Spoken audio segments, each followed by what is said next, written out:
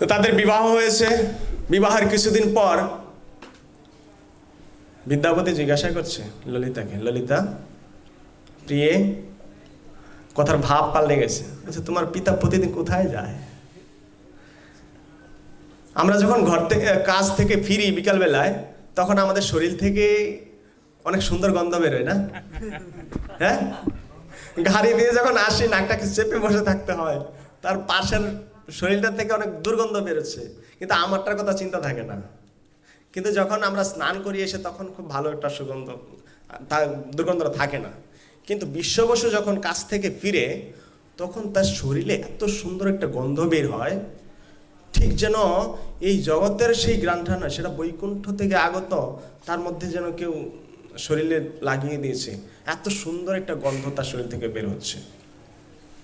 তো বলছে, তোমার বাবার শরীর থেকে এত সুন্দর গন্ধ, এটা কিভাবে সম্ভব? তোমার পিতা কোথায় যায় প্রতিদিন? বলছে, না, আমার বাবা বলতে নিষেধ করেছে, বলবো না। মাতাজিদের একটা জিনিস নাই শরীরের মধ্যে, সেটা কি? এই যে কণ্ঠটা নাই, এই যে উঁচু জায়গাটা নাই, এই জন্য লেভেল, এটা না থাকার কারণে তারা কোনো কিছু আটকে রাখতে পারে না কথা ভিতরে। এটা মাতাজিদের দোষ নয় বা প্রভুজির দোষ নয়, সেটা ব্রহ্মা তৈরি করেছে এভাবে। এটা এখানে যেমন ব্রহ্মা, গোপীরা ব্রহ্মাকে দোষ দিচ্ছে যে তোমার কাজ ঠিকঠাক হয় না, তুমি যে শরীরটা বানিয়েছো ঠিকই, সব ঠিক আছে, এই পলকটা কেন দিয়েছো? এই পলকটার কারণে আমরা নিমিষেন যুগায়তম, আমরা একটাই নিমেষকে একটা যুগ বলে মনে হয়, আমরা ভগবানকে দর্শন করতে পারি না। তো ব্রহ্মা এটা সৃষ্টি করেছেন, এতে কারো কোনো দোষ নেই, হস্তক্ষেপ নেই। বলছে, বাবা নিষেধ করেছে, বলা যাবে না। দেখো, তুমি হচ্ছে আমার অর্ধাঙ্গিনী, আর স্বামীর কাছে কোনো কথা গোপন রাখতে নেই, নাহলে স্বামী স্ত্রীর সম্পর্ক ঘনিষ্ঠ কিভাবে হবে? তুমিও সব কথা আমাকে বলবে, আমি তোমাকে সব কথা বলবো, এটাই তো স্বামী স্ত্রীর সম্পর্ক না? তা তুমি যদি কথা লুকিয়ে রাখো, তাহলে আমাদের সম্পর্ক স্বামী স্ত্রী কিভাবে হলো? তুমি আমার অর্ধাঙ্গিনী কিভাবে হবে? তা তো সত্যি কথা। তো এই জন্য মাতাজিদের কাছে সব কথা বলতে নাই, শাস্ত্রে বলছে, আমি বলছি না। মাতাজিদের কাছে সব কথা গোপন কথা কিছু গোপন রাখতে বলেছে আর কি শাস্ত্রে।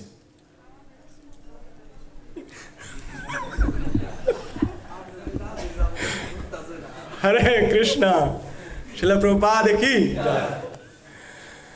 বলছে, আমার বাবা প্রতিদিন ভগবান নীল মাধবকে দর্শন করতে যায়। কার অপেক্ষায় ছিল? বিদ্যাপতি এসছে কি উদ্দেশ্যে? নীল মাধবের উদ্দেশ্যে, কিন্তু তার লক্ষ্য কখনো বিচ্যুত হয়নি। বিদ্যাপতি এখানে সুন্দর আরামায়েশ করছে, এত সুন্দর পরিবেশের ভিতরে স্ত্রী পেয়েছে সুন্দরী, তার জীবনটা এভাবে চলে যেতে পারত, কিন্তু তার লক্ষ্য কখনো বিচ্যুত করেনি। আমাদের লক্ষ্য কি? ভগবত ধামে যাওয়া। আমরা যখন ভক্তি জীবনে প্রবেশ করি, তখন অটোমেটিক ভগবান আমাদেরকে আমাদের প্রাপ্যগুলো প্রদান করেন। কিন্তু আমরা ভগবানের শরণাপন্ন না হয়ে আমরা হচ্ছি বিভিন্ন, বলছে বহু শাখা হি অনন্তস্য বুদ্ধয় অব্যবসায়িনাম। ভগবদ্গীতার 2য় অধ্যায়ের 41 নম্বর শ্লোকে বলছে, হে পরন্তপ, হে অর্জুন, যারা আমার শরণাপন্ন হয়েছে তাদের বুদ্ধিটা হচ্ছে একনিষ্ঠ, আর যারা আমার শরণাপন্ন হয়নি, যারা সব রকম দেবদেবীর পূজা অর্চনা করে মত্ত থাকেন, তাদের চেতনাটা, তাদের বুদ্ধিটা বহু শাখা বিশিষ্ট। আর বহু শাখা বিশিষ্ট কখনো ভগবানকে একনিষ্ঠতা লাভ করতে পারে না। ভগবান অর্জুনকে এই উপদেশ দিচ্ছেন। ভগবান চৈতন্য চরিতামৃতে বর্ণনা করছেন, অন্য কামি করে যদি কৃষ্ণের ভজন, না মাগিলেও কৃষ্ণ তারে দেয় সচরণ। অন্য পূজারী যারা দেবদেবীদের পূজা অর্চনায় মত্ত থাকে, তারা যদি কৃষ্ণের কাছে শরণাপন্ন হয়, ভগবান না চাইতেই তাকে সবকিছু দিয়ে পরিপূর্ণ করে তোলেন।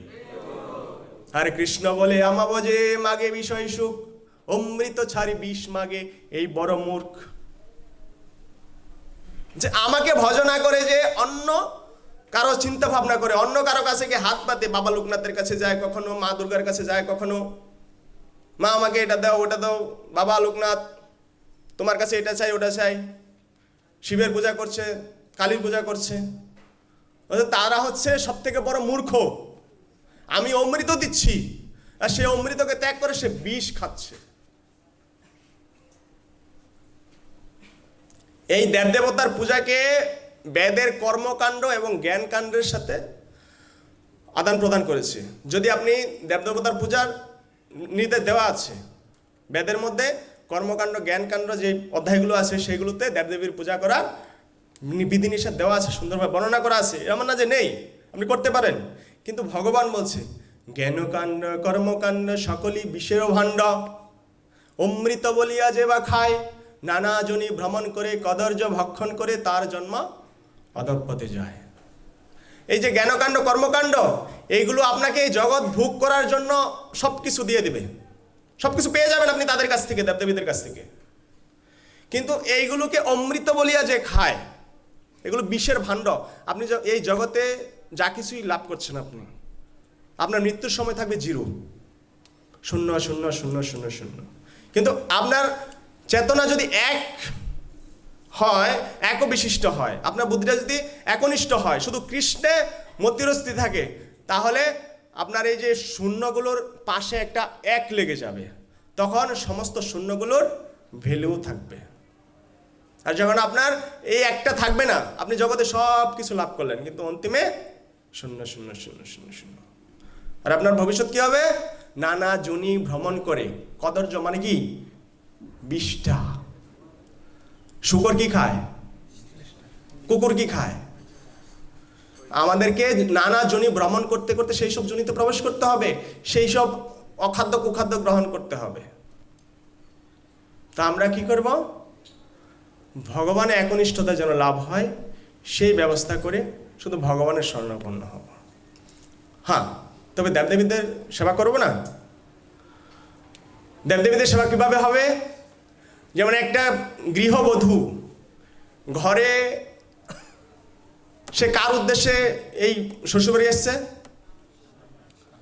তার স্বামীর উদ্দেশ্যে, তাই না? তার স্বামী হচ্ছে সবকিছু এই বাড়ির মধ্যে তার।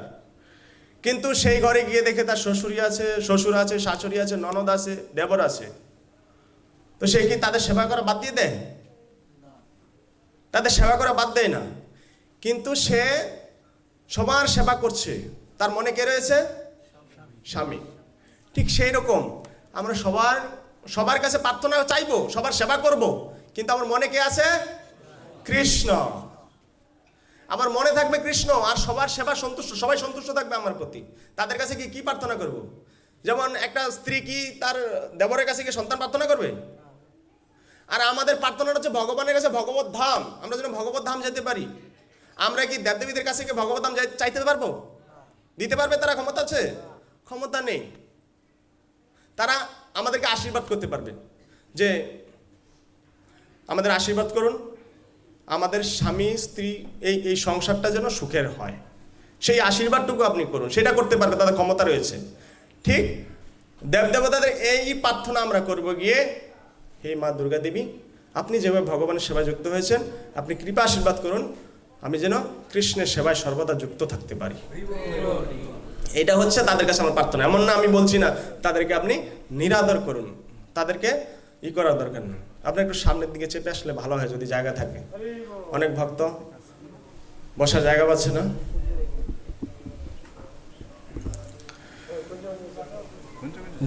যদিও বিদ্যাপতি তার সংসার ভালোভাবে চলছিল, কিন্তু তার লক্ষ্য বিচ্যুত হচ্ছে না। সে নীলমাধবের চিন্তা এখনো তার স্ত্রীর কাছে গিয়ে বলছে আমার বাবা প্রতিদিন ভগবান নীলমাধবের দর্শনে যায়, আর সেই ভগবানের সেবা করে যখন ঘরে ফিরে তখন তার শরীর থেকে এত সুন্দর এই গন্ধ বের হয়। বলছে তোমার বাবাকে বলো না আমাকে একটু নিয়ে যাওয়ার জন্যে, আমিও ভগবানকে দর্শন করতে চাই। তোমার মুখ থেকে ভগবানের কথা শুনে আমি আমার ইন্দ্রিয় আত্মাকে কন্ট্রোল করতে পারছি না, নিয়ন্ত্রণ করতে পারছি না। তুমি তোমার বাবাকে বলো যেন আমাকেও ভগবান নীলমাধবের দর্শনে নিয়ে যায়। বলছে ঠিক আছে। তো যখন পরের দিন বাবাকে খেতে দিয়েছে, খাওয়া যখন প্রায় শেষ, মাতাজিদের একটা খুব ভালো একটা গুণ রয়েছে যে কখন কি চাইতে হবে তাদের সেই ধারণাটা খুব ভালোভাবে আছে। আমি যখন ড্রাইভিং পরীক্ষা দিতে যাই তখন আমাকে একটা টিচার বলল যে তুই পরীক্ষা এমন সময় নে যখন তাদের লাঞ্চ টাইম শেষ হবে, তখন পেটটা ভর্তি থাকবে, আর পেটের যখন ভর্তি থাকে তখন তুষ্টি, পুষ্টি এবং সন্তুষ্টি তিনোটা একত্রিত হয়ে লাভ হয়, তখন মানুষের মেজাজ খুব কম গরম হয়। তো তুই এমন সময় পরীক্ষাটা নিয়ে নে। আমি বললাম ঠিক আছে। তো এমন সময় পরীক্ষা নিয়েছি, যাই হোক জগন্নাথ কৃপা করেছে, পাশ করেছি। আমরা দেখি তো মাতাজিরা জানে যে কখন কি চাইতে হবে। তো বাবার খাওয়া যখন প্রায় শেষ, তখন বাবা তোমার কাছে একটা জিনিস চাইবো, তুমি দিবে আমাকে? বলছে তোকে তো এই পর্যন্ত কোনো কিছু না করিনি। আচ্ছা বল। বলছে না, আগে প্রতিজ্ঞা করো। বাবা, প্রতিজ্ঞা করতে হবে? না, প্রতিজ্ঞা করতে হবে তোমাকে। বলছে ঠিক আছে, প্রতিজ্ঞা করছি, তুই যা চাবি তাই দেবো। তো তোমার জামাইকে ভগবান নীলমাধবের দর্শনে নিয়ে যেতে হবে। অসম্ভব, আজ পর্যন্ত কেউ এই কথা বলেনি, তুই কি করে সাহস হলো তোর এই কথা বলার জন্য? বলছে তুমি যদি না নিয়ে যাও, এই হাতে বিষের বোতল নিয়েছি, এক্ষুনি খেয়ে এখানে আত্মহত্যা করবো। এটা হচ্ছে বড় একটা অস্ত্র মাতাজিদের জন্য। এক্ষুনি বাপের বাড়ি চলে যাবে যদি তুমি আমাকে এই জিনিসটা না দেবে। তো বাপের বাড়িতেই আছে ললিতার জন্য আমার কথা কিন্তু বলেন। তো ললিতা বলছে এখানে আত্মহত্যা করব। বলছে ঠিক আছে, তোকে রক্ষা করার জন্য আমি রাজি হচ্ছি, তবে চোখ বন্ধ করে তার চোখ বেঁধে আমি তাকে নিয়ে যাব ওখানে, তার চোখ ওখানে খুলবো, আবার আসার সময় তার চোখ বেঁধে তারপর এখানে নিয়ে আসবো। বলছে ঠিক আছে, তুমি নিয়ে যাও, যেভাবে পারো নিয়ে যাও। পরের দিন আবার শুয়ে শুয়ে পতিকে বলছে বাবা রাজি হয়েছে। বাহ, খুব ভালো, কিন্তু একটা কন্ডিশন দিয়েছে। কি? চোখ বেঁধে নিয়ে যাবে, আবার চোখ বেঁধে নিয়ে আসবে, তোমাকে জাস্ট ওখানে দর্শন করার জন্য চোখ খুলে দেবে, আবার নিয়ে আসবে। আচ্ছা দেখো, ভগবানকে কেউ একবার দর্শন করে তার স্বাদ মেটে? আরে তুমি আমার পত্নী, তুমি একটা বুদ্ধি বের করো, আমি যেন কিভাবে পরবর্তীতে ভগবানকে কিভাবে দর্শন করতে পারি, সে একটা ব্যবস্থা করে দিও। বিদ্যাপতি ললিতা চিন্তা করছে, চিন্তা করতে করতে বলছে সকালে বলবো। সকাল হয়েছে, ললিতা বলছে তোমাকে আমি কিছু সর্ষে দিয়ে দেব, সেই সর্ষাগুলো যাওয়ার সময় ছিটিয়ে ছিটিয়ে ছিটিয়ে ছিটিয়ে যাবে। তখন ছিল বর্ষার সিজন, তো খুব তাড়াতাড়ি সেই সর্ষা গাছগুলো উঠে যাবে, তুমি সেই রাস্তা চিনে তুমি ওখানে যেতে পারবে। বলছে বাহ, তোমার মতো পত্নী যে গৃহে আছে তার আর বনে যাওয়ার কি দরকার? এত সুন্দর পত্নী থাকতে গৃহের মধ্যে আমি কোথায় এতদিন উদ্ভটক ছিলাম, ঘোরাঘুরি করলাম, তুমি কেন আমার জীবনে আরো আগে আসোনি? এরকম দেখুন, আমরা যদি স্ত্রীকে দুইটা মিথ্যা কথা বলে সন্তুষ্ট করতে পারি তাতে কোনো অসুবিধা নেই, যে সংসারটা যেন ভালো চলে, সংসারটাকে ভালো করার জন্য। আরে শিবজি বলেছেন, আমরা তো জীব। শিবজির কাহিনী শুনেছিলেন? নারদ মুনি যখন একবার ঘরে এসে দেখে যে তাদের সংসার ভালোই চলছিল, তখন পার্বতীকে বলছে পার্বতী তোমার সংসার কেমন চলছে? না গুরুদেব, পার্বতী গুরুদেব ছিল তো, বলছে গুরুদেব সংসার ভালোই চলছে। কেমন চলছে? ভালোই তো চলছে। না ভালো চলছে? হ্যাঁ ভালোই তো চলছে। না আমার কেমন কেমন লাগলো, তার জন্য তোমার কাছে এলাম আমি। কেন গুরুদেব? তোমার পতির গলায় যে মুন্ডমালাগুলো আছে সেগুলো কার? নারায়ণ নারায়ণ। দেখো আমি তো এতদিন পর্যন্ত জানতাম না, জিজ্ঞাসাও করিনি, আর তারা তো বলার দরকার ছিল না, জিজ্ঞাসা করিনি কি, সে তো বলবে, সেই কথা তো বল। আজকে আসুক ঘরে, দেখাচ্ছি মজা। নারায়ণ নারায়ণ, আমি তো এই জন্য এসেছিলাম। হুট করে নারদমণি বেরিয়ে গেছে। নারদমণি, শিবজি যখন অফিস থেকে ঘরে ফিরল, তো প্রতিদিন পার্বতী দেবী দরজা খুলে খুব মিষ্টি ভাষ্য সহকারে এক গ্লাস জল প্রদান করে আগেই।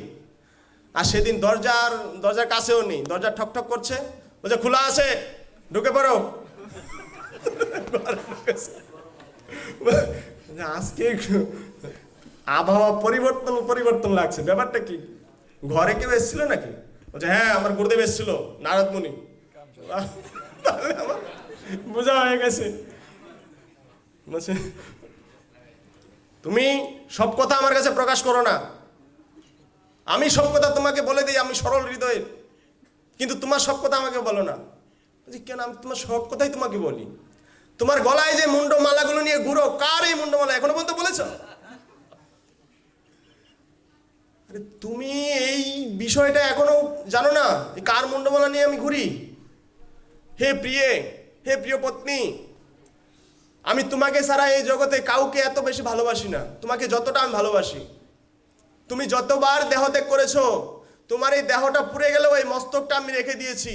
এই মুন্ডগুলো দিয়ে আমি মালা বানিয়েছি, এগুলো তোমার দেহের মুন্ড, সেগুলো নিয়ে আমি এখনো ঘুরি। পার্বতী কান্না করে দিয়েছে, আমি আমার স্বামীর প্রতি এত মানে কি বলে সন্দেহ করেছি, আমার যেন নরকেও জায়গা না হয়।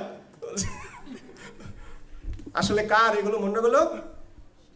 সতীর না, এগুলো শুদ্ধ মহাত্মাদের মুন্ডমালা, এই সতীর নয়। কিন্তু দু একটা মিথ্যা কথা বলে যদি সংসারটা টিকে, ভাই অসুবিধা নেই, টিকে না, এটা করতে পারেন, সমস্যা নেই। পরের দিন বিদ্যাপতিকে বলছে, বিশ্ব বসুকে বলছে, ললিতা বাবা তুমি আজকেই তোমার জামাইকে তোমার সাথে করে নিয়ে যাও। বলছে ঠিক আছে চল, চলো। তো তার চোখ বেঁধে দিয়েছে খুব টাইট করে, ভালোভাবে যেন দেখা না যায়। সারথীকে রথের কে চালাবে? রথটা চালাবে কে? হরে কৃষ্ণ, আওয়াজ আসছে না। বিশ্ব বসু রথ চালাবে। আর ওখানের যাত্রীকে বিদ্যাপতি। এখন তো সামনের দিকে চালিয়ে ড্রাইভার গাড়ি চালাচ্ছে, পেছনে কি হচ্ছে না হচ্ছে তা দেখছে না। তার হাতে যে পুটলা ছিল, সেই পুটলা থেকে সর্ষা একটু ছিটিয়ে ছিটিয়ে যাচ্ছে রাস্তা দিয়ে, যেতে যেতে সেখানে পৌঁছে তার চোখ খুলে দিয়েছে।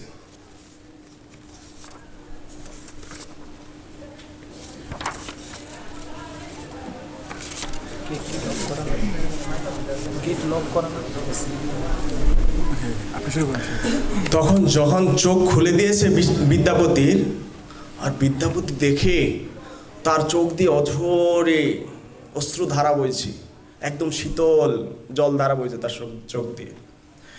যখন